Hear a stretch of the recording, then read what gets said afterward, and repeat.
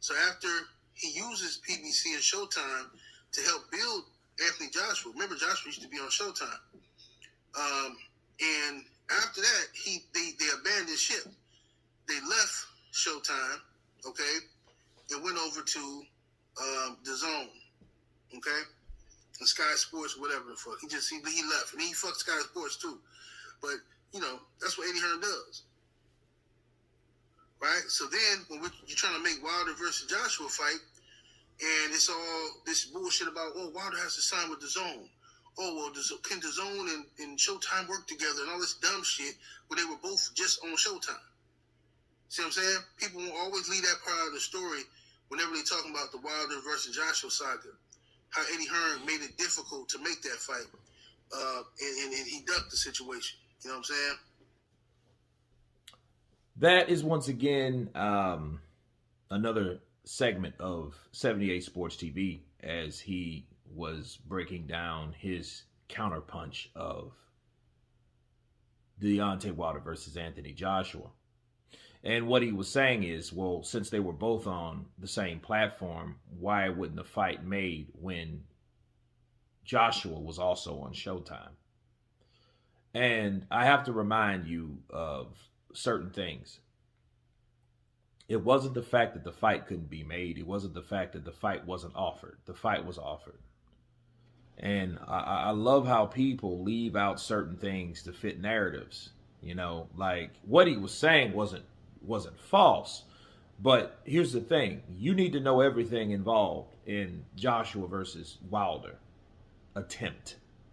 Okay, when you talk about, well, Eddie made it difficult for Wilder and he needed to be on the Zone, and well, you do know those were two different platforms, and I have not, we have not seen anywhere where the Zone has worked with Showtime or PBC or Fox. That's all the same umbrella. So you have never seen the Zone and Showtime work together. You haven't. So that's something you need to take into account, because the Zone, which is a streaming service, will not work with Showtime. It's going to be one or the other. The biggest superstar in the sport of boxing is who? Canelo Alvarez. Canelo Alvarez knew that the Zone was not going to work with PBC. So what did he do in order to fight Plant? In order to get that belt from Plant, what did he have to do? He had to go over there, sign for that one fight with Fox PBC or Fox Showtime. Showtime, right? And Al Heyman in order to fight. There was no merger. Okay, so if there was no merger with Canelo Alvarez, why would you think it was out of the blue or acceptable, rather, to allow DAZN to fight with Showtime or DAZN to merge with Showtime? That's not going to happen. Two different platforms, and at the time, they didn't have that type of pay-per-view model. But still, you're going to get with one or the other. You're going to get with Nike or you're going to get with Reebok. It doesn't matter. You're not going to get with Nebok. There is no such thing. All right? And as far as talking about Deontay Wilder, there were offers, many offers offered to him. Okay, so the man didn't want to take it. He decided not to.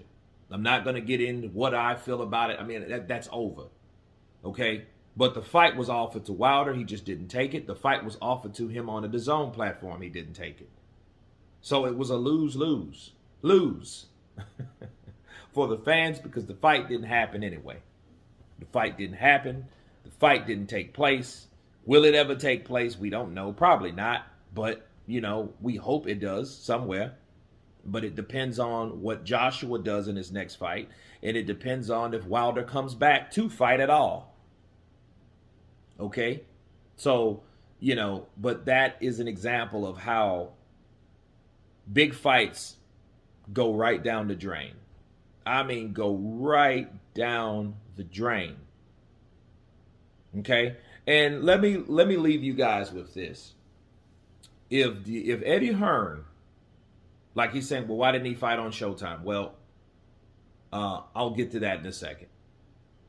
But if Eddie Hearn had control over $1 billion budget of DAZN, why would he then, knowing what he has, why would he want to go against who he's working with, his partners, to sign a fight with a competitor, with a fighter that's not really known like Joshua was. Joshua was known overseas in other selected territories. Joshua was really not known here. But the problem was Wilder wasn't equally known here like Joshua was equally known in the UK. That's the problem. See, Wilder wasn't known. That's why he was getting offered flat fees, flat rates. The rates and the amount of money that he was offered was good enough compared to what he made at the time. I have to remind people of that because people forget that type of shit. People know what the Wilder is now. The Wilder now is, he doesn't know if he's coming back, but in a couple fights between the Tyson Fury rematch and the trilogy, he's made more money, 3 or 4 times more money than he's made his whole net worth gross prior. Facts. He got like 20 million or 30 million for that rematch, which was great, right? Then he got another 20 or 30 million for the trilogy. He only made $16 million net from all them fucking fights, right? 15, 16 million. I want to say 16 million that he's made. So I want people to understand. So if you've made 4 times as much as you've made your whole career in 2 fights, okay? That just shows you a lot about how this man has grown and how he has progressed, okay, in a short amount of time, you know?